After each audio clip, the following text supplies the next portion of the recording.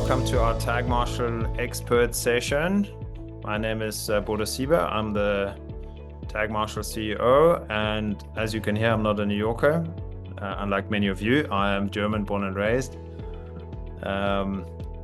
We're delighted to have the Metropolitan PGA section co-host this event with us.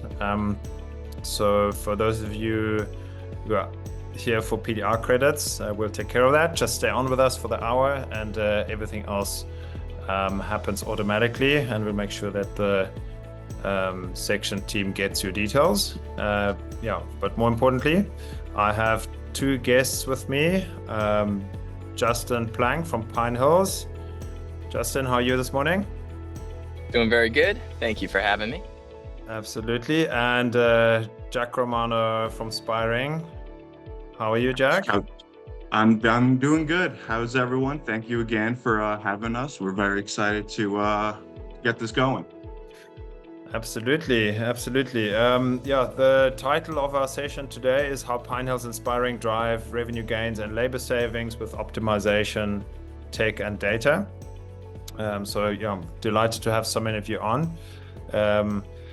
Revenue gains and labor savings, obviously big topics, and technology is here to help, right? So to get us moving, I would invite Justin to do a quick introduction on Pine Hills, and also, Justin, how did you end up, what has your journey been in golf? How did you end up at Pine Hills?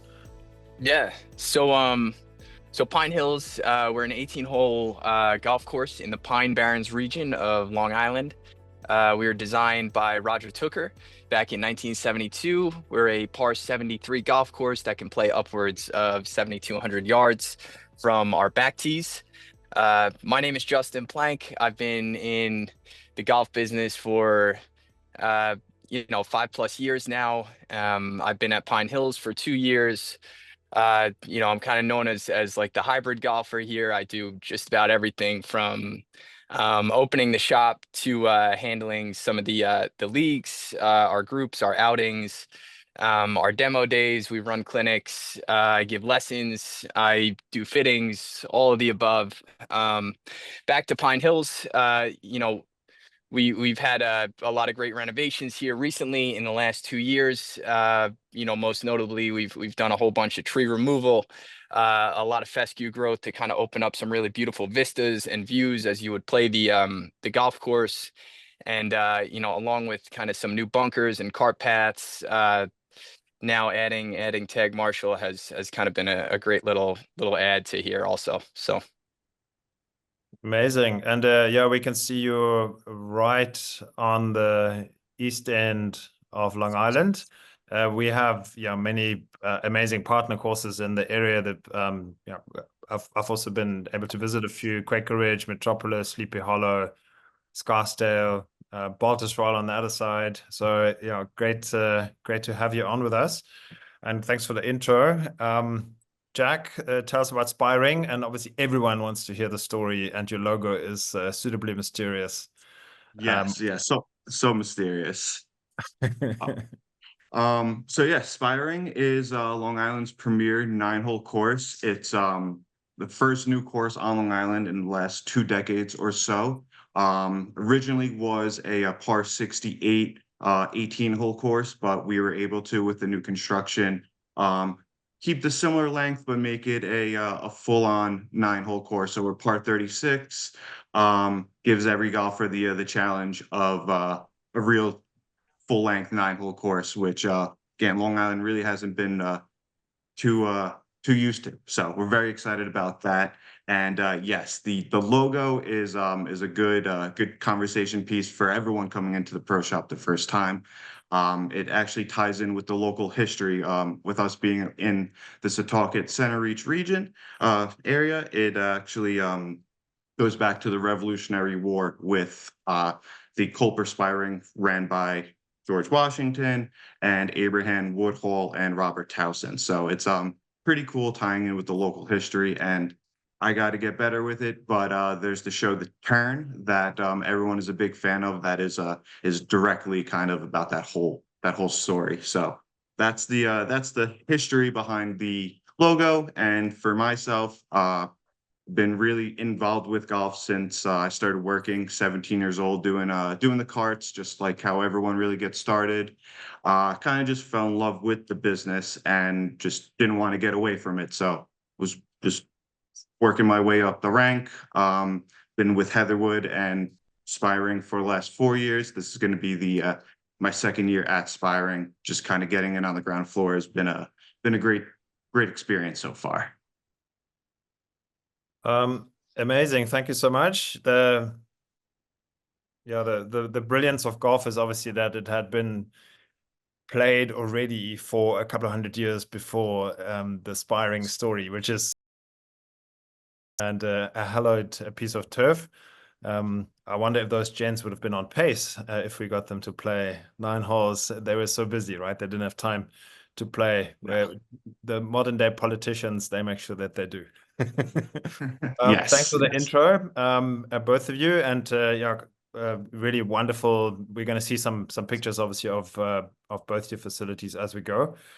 Delighted to have you with us and dig into how you use technology to improve your operation.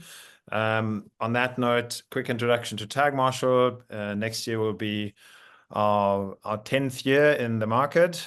So we've been around the block now a little bit. We've tracked 75 million rounds, and in a busy season, we're touching on 2 million players now, which is obviously very exciting because for the most part, we ensure that their rounds are better and the experience is better. With that comes 10 billion data points. And as you can imagine, that's amazing material for any sort of machine learning driven tool like ours. We're also very excited that we get to work with some of the very best courses out there, including Pinehurst, Valhalla, both hosted amazing championships this year. And I mentioned the history of golf, that the home of golf itself, the St. Andrews, the old course, is also one of our partners. And in fact, we tracked the Ladies Open there this season with the R&A. It's great to see technology getting adopted so freely in the industry now. And for us, obviously amazing because we get to learn from the very best and then take some of those learnings back through our system to the broader market. But the biggest impact we're having is really at courses like the ones we have online with us today. And it's amazing to see the difference that a bit of technology can make in how things get run at an operation that's busy. Going back to you, Jens, understanding the player experience factors. Obviously, we're all here to serve players and we want to create an experience. And this is only going to get better for golf, right? With the advent of AI, I think the 4-day work week is not too far into the future. And we would all hope that extra time that people have, they will choose to play another round of golf, right? So we've got lots of good times ahead in the industry for sure if you play our cards right, but we have to serve our players well. And if I can jump back to Justin, if you had to pick the top 3 out of this list of course design, course conditioning, clubhouse amenities, pace and flow of play, playing partners, accessibility, tee time availability, and value. If a course had to bet on only 3 to really elevate and get it right, which ones would you pick? How do we get it right for our players? Yeah, if I had to choose 3 of them, in no particular order, I would probably say, pace and flow of play is super important to, at least to our golfers, to most of the golfers that I see and would talk to. I would say the value and cost is important to these guys, and I could certainly pick 4 or 5, but if I was to choose a third one, I would go with the course conditioning too. Having that in tip-top shape is a pretty good play for these guys here. Points well raised. Jack, from your side? Yeah, I wish I went first on that one. It's hard to say anything else other than those 3. They really all tie in together. And on the business side, that's all we're focusing on. And on the golfer side, that's all you remember. You're gonna remember the beat up course, the over expensive course, the long round. So containing and controlling all of those is what we feel is the biggest factors for a player experience. So it's definitely those three. Yeah, hard to disagree there, but I would also wager to say that New York golfers would value their time even more than maybe elsewhere in more rural areas. Is that a fair assessment? You're both smiling. Yeah, I think that's a pretty fair assessment for us. We do like our golf, but yeah, we like to keep moving. That's right. No gridlock on your courses for sure. Yeah, thank you, gents. Yeah, a bit of research here to underpin your assertion. So the USGA did a 30,000 golfer a bit of surveying, and they found that 82% are naming course conditioning as their top experience factor. And followed by that is 76% saying playing partners. Obviously, very selfishly from the golfer's point of view, yeah, we want to be paired with good people, with friends, right?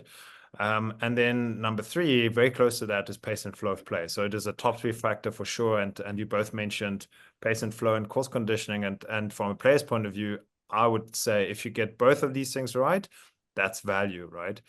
Which both of you mentioned. So get both of these right, you can never go wrong with improved conditioning, and you have to present it well with good pace. That's when you're winning. The operators, on the other hand, here, that's the NGCOA, the National Golf Owners Associations, their survey found that 84% of operators saying pace is a top 3 priority. Being more welcoming to women was higher than that, right? And that's obviously a good business move because there's lots of open market in the female golfer space that we really need to try and pull onto our courses. But again, let's make sure that things are moving. So you're spot on here with the research. If you'll allow me to jump ahead, there's one bit of research that I know that's also made the rounds in the PGA ranks around education. I think the PGA calls it 1,000 or some moments of truth, right? When it comes to, we need to get this right for our players, and it's very often little things, but there's indeed 1,000 touch points in the player experience. And what the researchers were trying to find out is how do they rank? Like which of them are absolute delighters and which of them are absolute frustrators? So what should we focus on? Which ones break an experience, which ones make an experience? And the interesting part here is that the ones that make the experience and break the experience are both pace of play related. And anecdotally, you probably know that because if things go wrong, you hear about it immediately. If things go well, we take this for granted as players, right? That's how it's supposed to be. But interestingly, corrective pace of play actions is the overall worst score out there. And other people's speed, if other people hold me up, that's equally as frustrating for a player. And on the flip side, positive ranger etiquette or positive pace management etiquette, if you will, gets the overall top score. So very polar, even higher than conditioning, right? A very polar experiences around pace. Jumping to Justin here, any surprises in seeing that this presents in such a polar way? No, I certainly understand the importance of pace, and the data makes sense to back it up and to be saying that. I can kind of go back thought wise to my last place that I was at, where we didn't have a system like Tag Marshall in place, and it was a daily thing where we would have a ranger out there having to check on the pace, because when there was an issue with pace of play, it was a big issue. So yeah, being able to avoid that at any cost is super ideal. So a lot of this data and this information makes sense. Jack, I know that you've obviously been around the block a little bit. What does corrective pace of play action sound like from a player's point of view if it's done badly? Have you seen that happen? I know that you're not a slow player, but maybe you've seen it happen. Yes, yeah. It's never the group you go to. They're never the slow group. It's always someone else. So again, no matter the situation, when a group does see the Marshall player assistant, they always they just expect the worst, and then their rounds kind of set off from that point. Tag Marshal will touch in later, does a great job of kind of identifying the right group and also the right approach, how to handle the situation. So yeah, that's definitely I know we all have a horror story of our own where the Ranger got involved. So I definitely see that being towards the bottom of the enjoyment on the round. No, for sure. And I think to your point, even the Ranger and Marshal role and the placement, hey, the guy's always at the wrong place, right, is not well liked with players. So it's very important to get that right. And I know a friend of mine, when he plays at a new course, he always tries to find the Ranger and tips him $20, right? Just be nice. So Never I know. think the corrective pace of play actions that what we have learned is that players really can't stand is if somebody says, hey, you're slow, like you're slow, get on with it, right? The players cannot compute the word slow.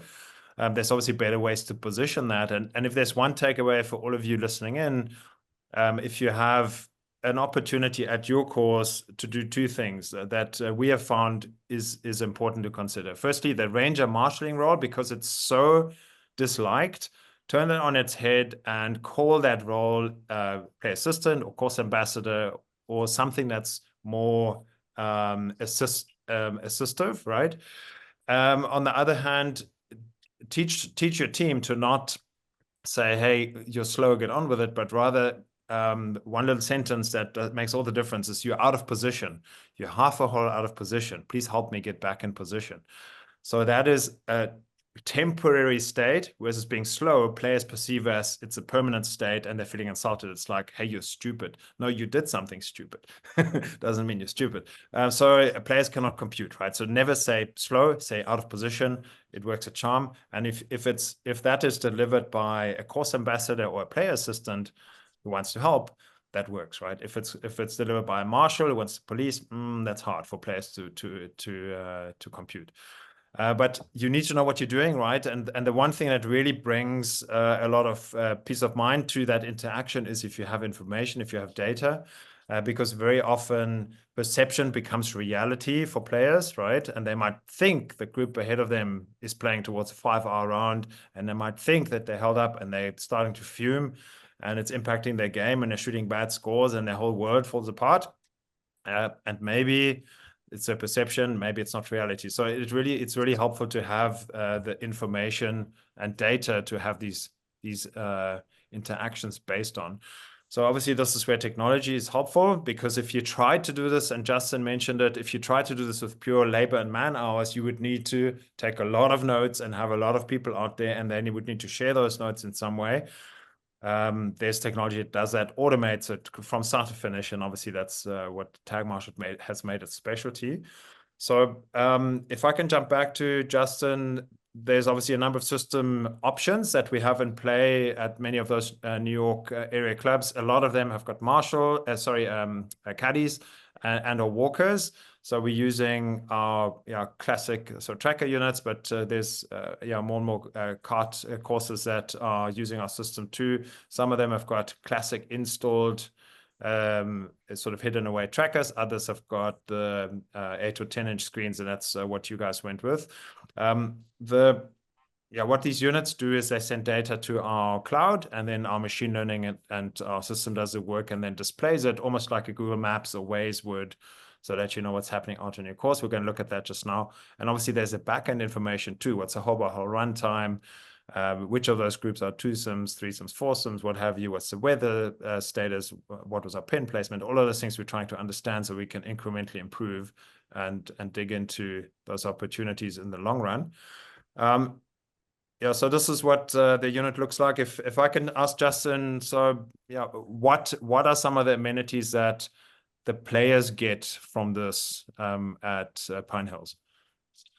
Yeah, so again, Tag Marshal really does kind of come across to these guys like a big amenity, because it gives you the yardage to basically anything. It's touchscreen, so you could click to a hazard, to the bunker, to the water, to the front of the green, any part of the green to figure out your distance. You can see the course layouts, you can see the whole layout, where things are, kind of gauge yourself for how you're going to play the whole shot by shot, things like that.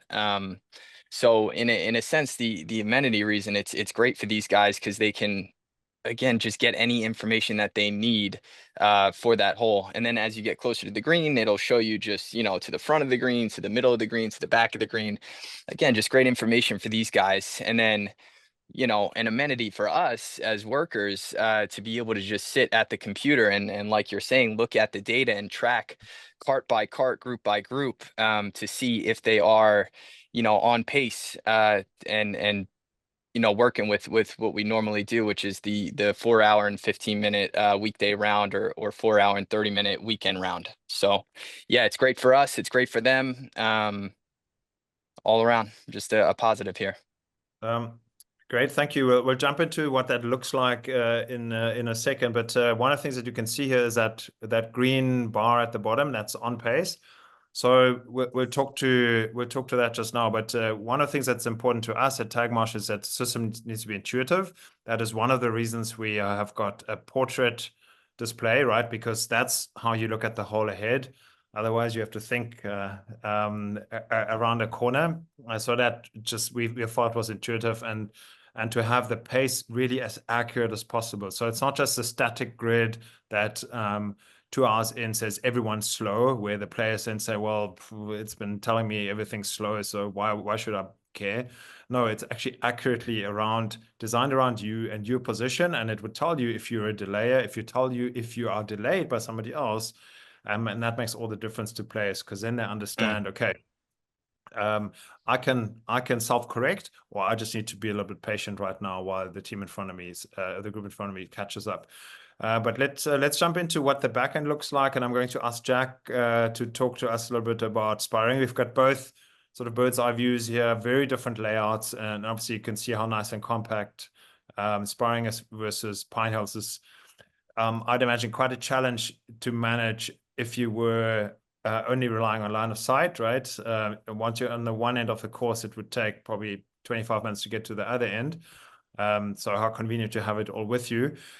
Jack, at Spiring, tell us a little bit how you work with this in the back end. Who have you got dialed in, and what do you and the team see when they look out on the course? Obviously, that's not yours, but you know the course well enough. And also, you could manage any golf course on Tag Marshal now, because the systems obviously does the same wherever you go.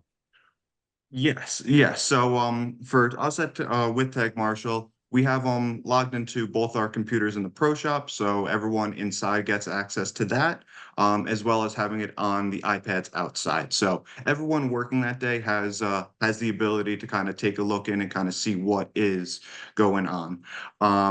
So going back to the poll that we talked about earlier about course conditions, pace of play, the value to it, that was all thought of during our construction process at Spiring. So to use Tag Marshal to our advantage with that, with the geo fences protecting some of the fescue areas, the cart path only holes, to really keep the course looking as great as it does. That's one huge plus for the system that we use it for. But then also, controlling the pace. As you can see with the picture below, we got all the squares kind of telling you which groups where. I love it because you guys make it very easy to kind of see who's slowing everyone down and if they really are slowing everyone down. So like with this, the purple is kind of a little bit bigger, that's a little bit bigger of a problem. So you want to send someone out there. Again, that's helps with Pine Hills, as you just said, with the long way to the clubhouse. It takes a lot of time. So kind of going directly to it is great system. But Spiring, again, same deal, just using every perk we can to keep getting better. Great stuff.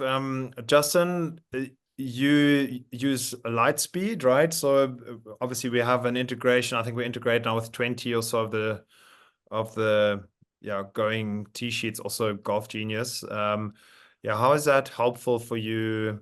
From an auto assignment or assignment point of view, and getting the players out on the map, so to speak. Yeah, I mean it's super helpful, very easy, user friendly. So it's great how it's linked with Lightspeed. So any of the bookings that we have on Lightspeed just go right over to Tag Marshall, and then we could just follow it from there as long as our starter is doing what he needs to do. You know, when they're at the first tee, kind of checking them in like that.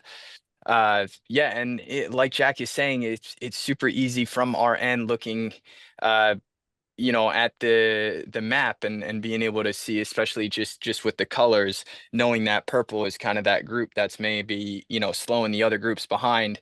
You could just prioritize on the importance of the groups where they're at, and you know, who's behind pace, who's on pace, who's ahead. And, you know, so anytime I get a purple, I will go in and I'll be sending a note.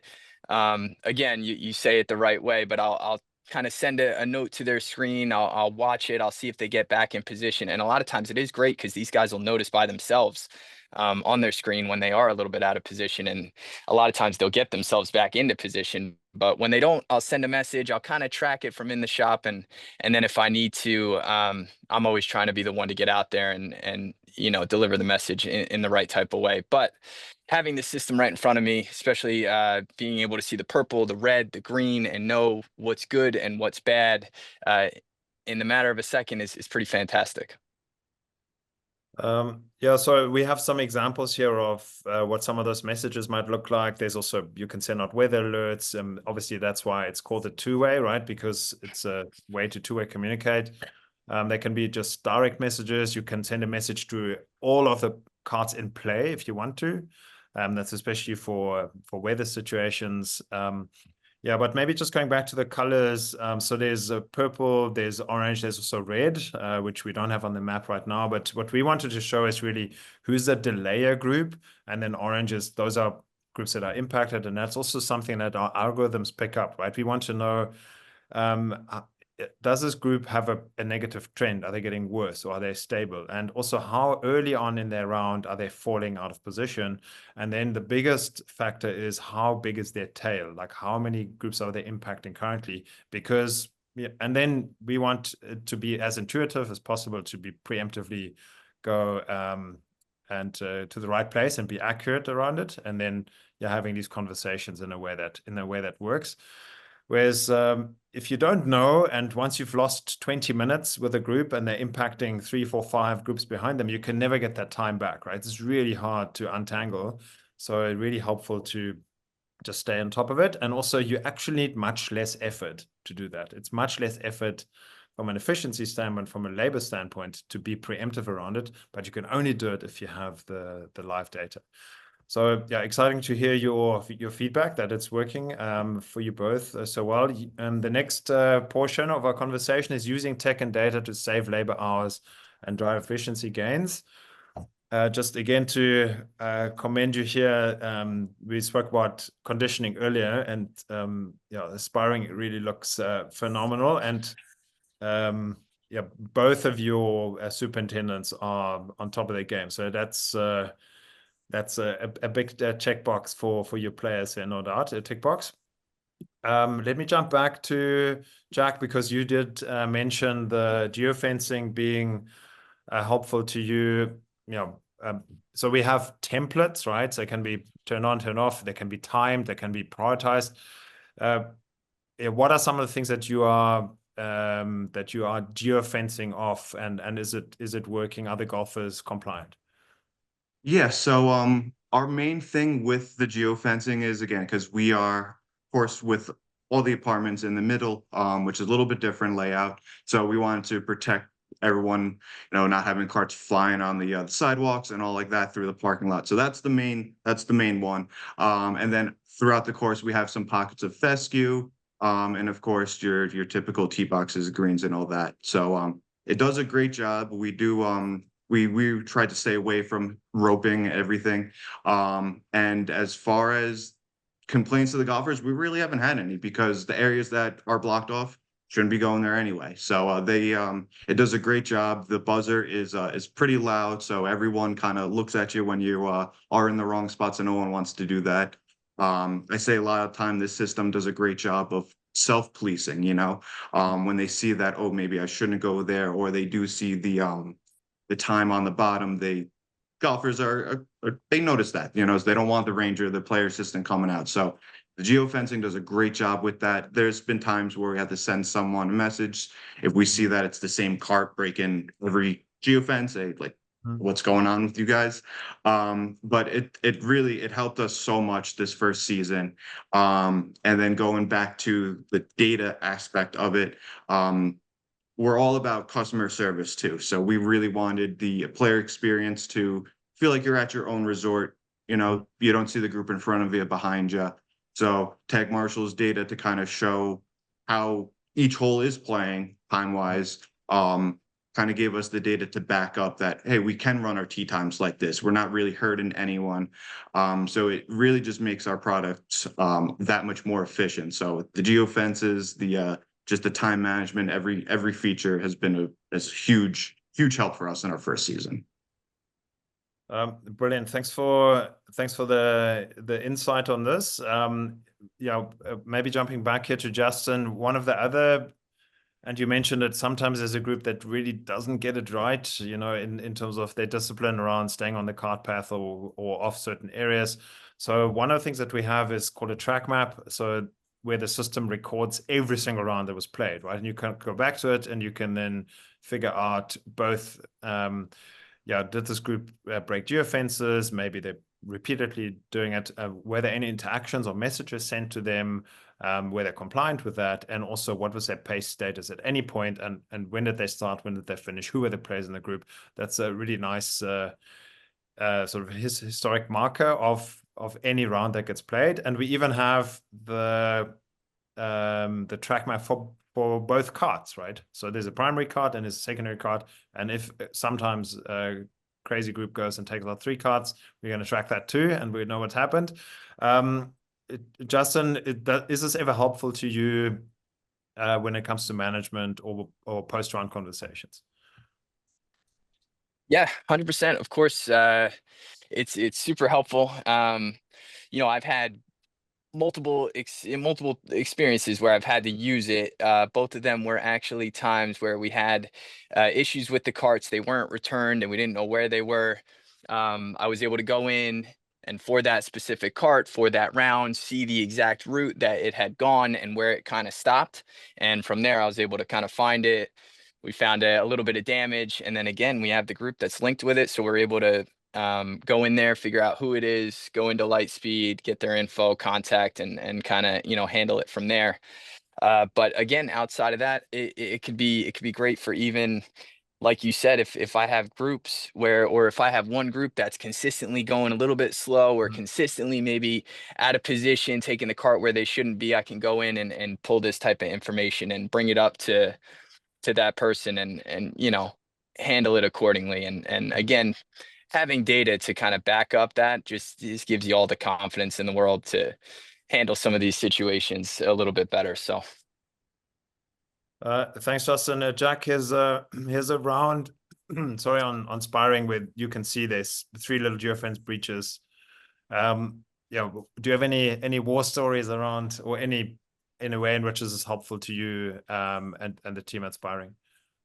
You know, with our first season, no war stories just yet, so we're going good with that. But yeah, it is very helpful because, again, just there's some areas where maybe you have it fenced off and so many people are breaking it that you kind of be like, all right, is the parameters a little too much, or are we a little too strict on this corner? So no matter where, like, how you look at it, there's always a way to utilize it, you know. But again, our main thing was to kind of just keep you out of the fescue. We don't want to see tire tracks all across the course. So it really it helped a lot this first season. There's been some areas where we kind of have to adjust, just because maybe they would be a little too close to a green or whatnot, and then the carts won't recognize that until they're actually on the green.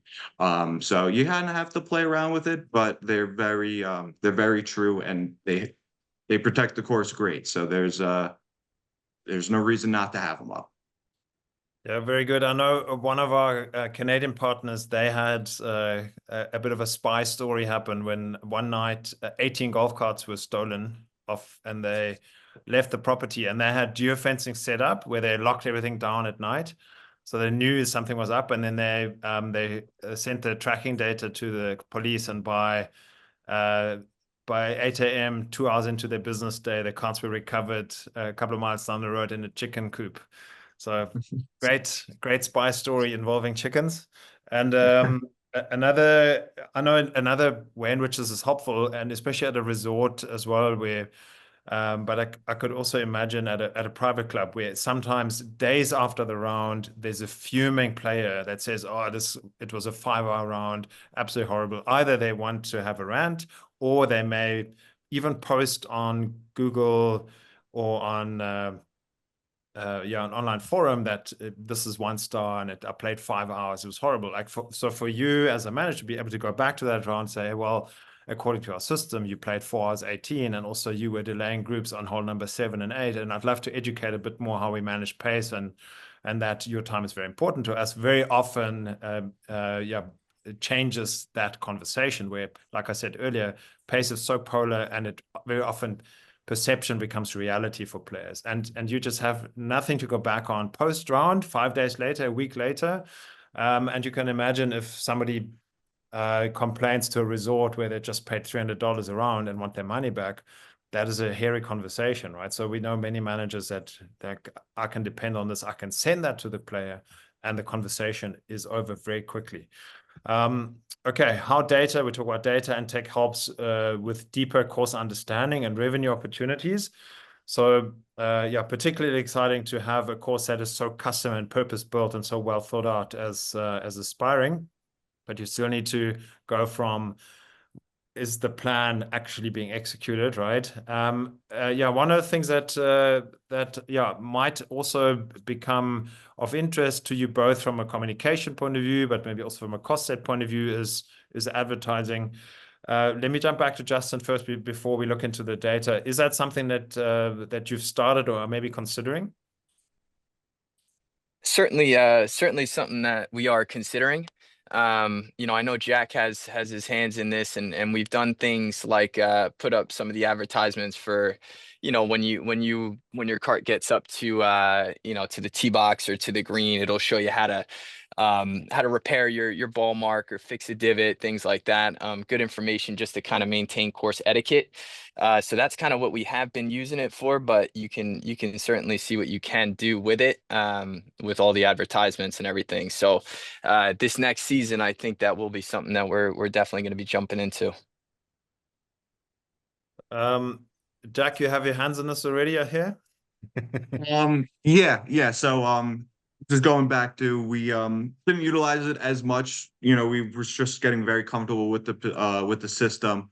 But yeah, we're starting to do for the par threes, just USGA, how to fix your divot, how to replace your ball mark. We also at Pine Hills there a couple weeks ago, the high school county championships were there. So on some of the carts, first hole, ninth hole, stuff like that, we put our junior membership flyer up there, just to kind of have some practice with it, but utilize it. It's we have this system, so let's have it, let's just utilize it more. You guys have all these features. So moving forward, we're very excited to work with local companies, maybe some of the bigger golf brands, just kind of seeing what we can do. So we definitely are going to take full advantage of that in 2025. That's brilliant. So we obviously know that is sometimes easier said than done, right? Because you're busy. But so we actually have a media division that has national partners, and we can take over some of your space, and they're good brands, as you'd expect, so that you don't have to go out and chase them. So that's always worth a conversation. And obviously then there's it's just say yes, and then there's revenue flowing, right? So that's something that we felt, because we have a lot of clubs are saying we want to do this, but it took us a whole season to sell 2 holes. And another club employed somebody to do it, where's the cost benefit of this? So we said, we can actually help you because we've got 15,000 screens in the game. That's a couple of million hours of player engagement. Obviously the advertisers want to get in front of the golfers. So another benefit of scaling for us, and obviously getting more footprint in the market. Let's jump back into the data a bit more. So here's a day in October that tells a bit of a story at Pine Hills, where we had how many groups? 39, almost 40. That's a full day of 18 holes played, and you're bringing your course in at 4:05 round time versus your 4:18 goal time.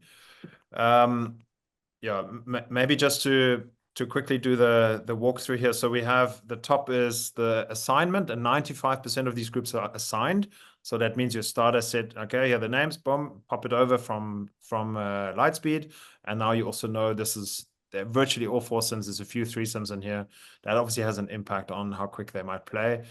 Then we're looking at the time of day and how the pace went. And also there might be different goal times applied. We'll talk to that just now.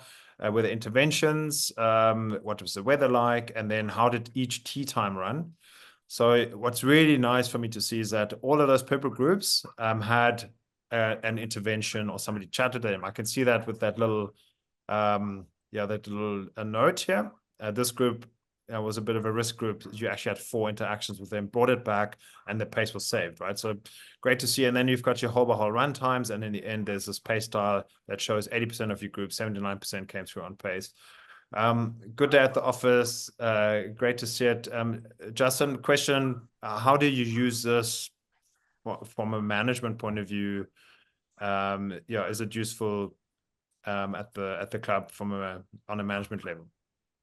Yeah, being able to just go in and look at some of the information from the round that these guys played and look at on certain days, weekdays and weekends, what it looks like, and then what it looks like in the morning rounds and in the afternoon. We can start to kind of figure out the difference. A lot of times in the mornings we have leagues, lady leagues. On Tuesday we have senior men's league on Wednesday. Then we have our Saturday men's league, Saturday morning, Sunday men's league. So we're able to kind of sort of see time wise, for which leagues, which outings, regular public times during which portions of the day, have maybe more pace of play issues, or obviously our morning groups, our leagues usually move a little bit quicker. But again, being able to get that information, look at that, figure it out, and then kind of fine tune it and come up with a plan, again, for next year, just to make ourselves even better. It's any data like this that we can get and start to break down. It's great, especially for future purposes. Yeah, that's great. Look, you can never know enough about your business, right? And the amount of golf that you can process safely, and how you optimize that's the lifeblood of your business, right? So here's actually the seasonal data from Pine Hills, where your seasonal pace was 4 hours, 11 minutes and 33 seconds. But what's great to see, again, with the seasonal breakdown, is that how quick your early rounds actually run versus a 4:21 goal time.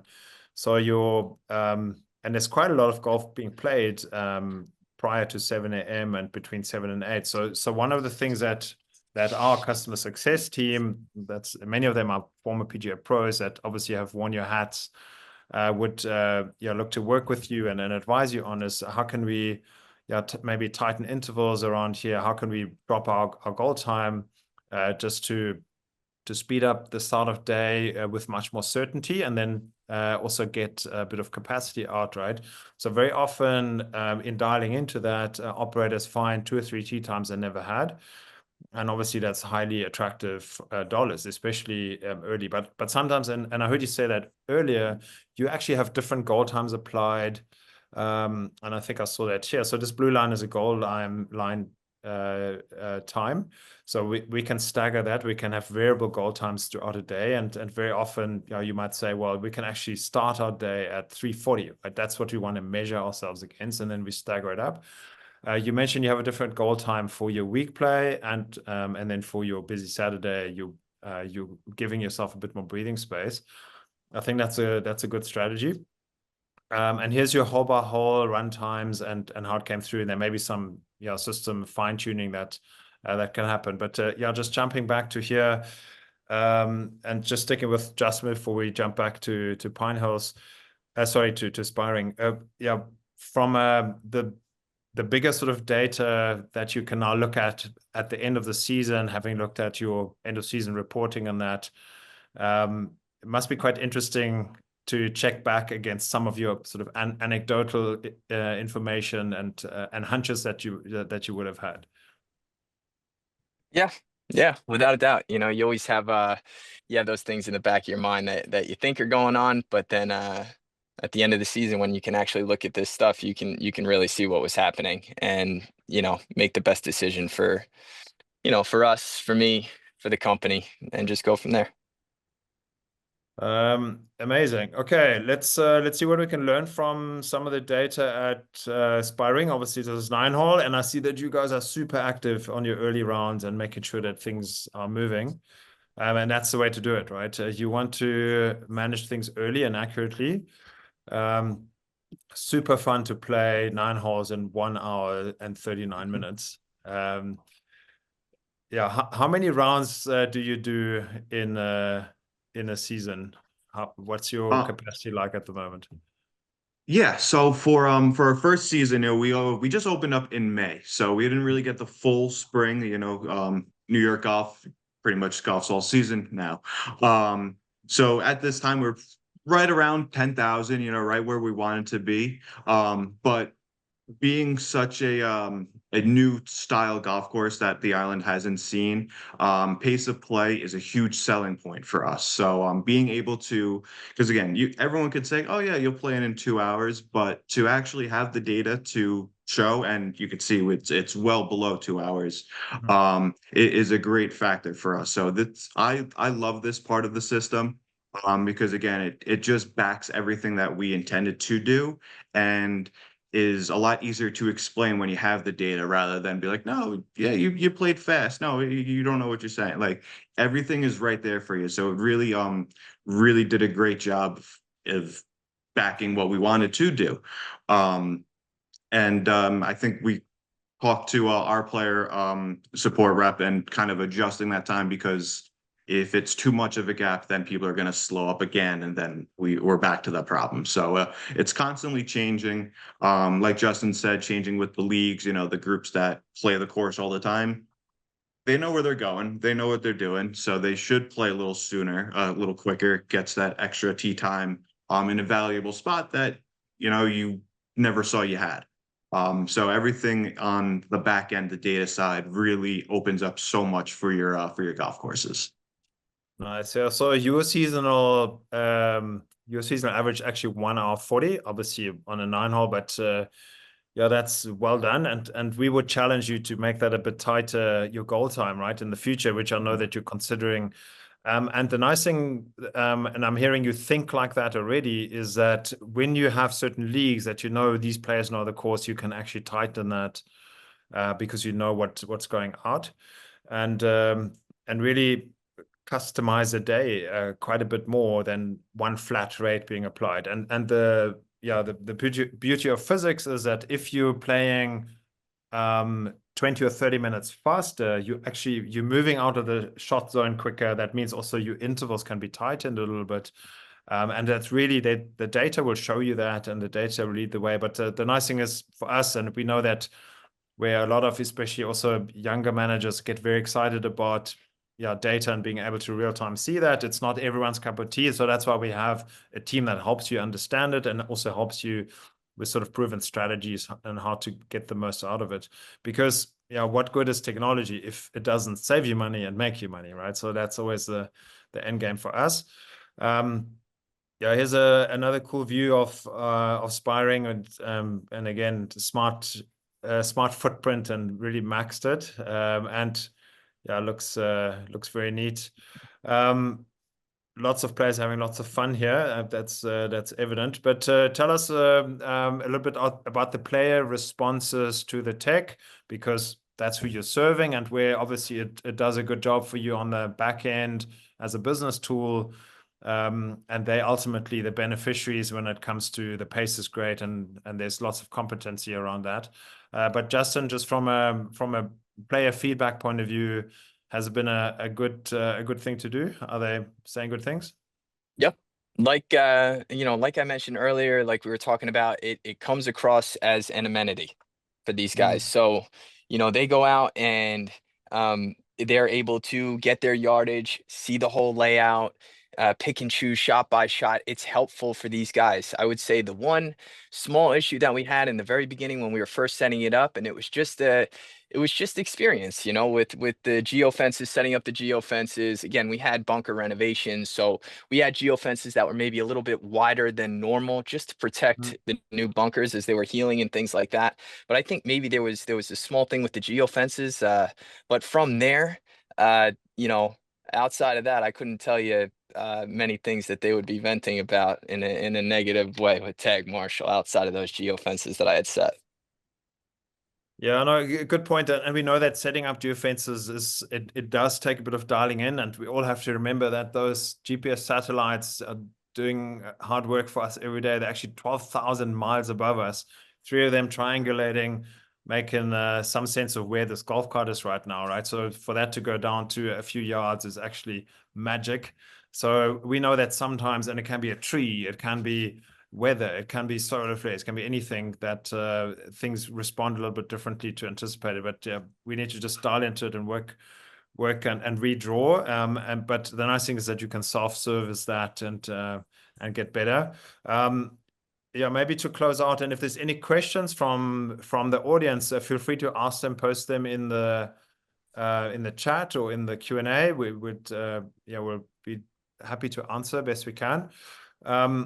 Jack, obviously you're pumped that you had such a strong first season at a new course, and things are looking very exciting for next year. But from a player feedback point of view on the system, what's the consensus? Yeah, consensus was that it was great. It was it's a product that there's been GPS screens in carts before, but being one of the first courses to bring on Tag Marshall with the screens, something that the golfers haven't seen before. So again, playing into that whole player experience that was our main goal the entire time. It just fit in perfect, because compared to some of the other screens, you're able to zoom in exactly where you want to go. And then moving forward into next season of all the other features that we're going to use on our end, but still look like it's amenity for the golfer. Again, there's no bad about it. It really it is what you make out of it. So it really had a great first season, and we're happy to keep moving on with them. Nice. There's a question that came through here. Does this work in all cart types, assuming that's brands and maybe also gas and electric? So the answer is yes. It works across all cart types. We've got loads of installs into Yamaha, Club Car, and E-Z-Gos, various generations. We even have embarked on some very adventurous installs in Florida, right, where there's lots of private golf carts. They're all sorts and souped up in ways that you can not even imagine, but it still works. And what's, I think, maybe also an important question for the New York style golf is, how can we cater to walkers? And what if we have both golf carts and walkers? Well, in this case, again, we can help because we have trackers that go with onto a golf bag or with a caddy, and we have the cart tracking, which is obviously fully automated. Are there any other questions? Or there's one Q&A question that's being shot in. Let me see what it is, and we can try and answer it. Yes, so that's actually, I preempted this question. It sounds like these courses are cart mandatory tracks. Is there an application for walking golfers? So the answer is yes, and I do know that Pine Hills does allow walkers too. Obviously at Sleepy Hollow we've got that's a lot of caddy golf. Quaker Ridge is caddy walking only, for instance, right? So that's the classic application of Tag Marshall. Thank you. My job is to be the ranger here and keep us on pace, and we have 3 minutes. We've got 3 minutes to go. Maybe some parting thoughts here from you, Justin. What are you most excited about next season? Maybe overall at Pine Hills, and obviously if it involves more technology, we'd love to know about it. What do you think?